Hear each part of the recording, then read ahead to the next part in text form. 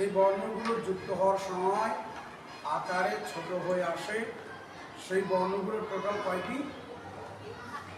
5টি। কয়টি? কি কি? বা, তা, তা, নুন এবং বা আকারে ছোট হয়ে আসে, অর্থাৎ 3 ভাগের 2 ভাগ কাটা যাবে, 1 ভাগ অবশিষ্ট। তাহলে ডান দিকের অংশটুকু থাকবে আর বাম দিকের অংশ কেটে যাবে। এটা যখন আর কি যুক্ত হবে তখন এরকম হবে। কি হবে? বা, এটা কি?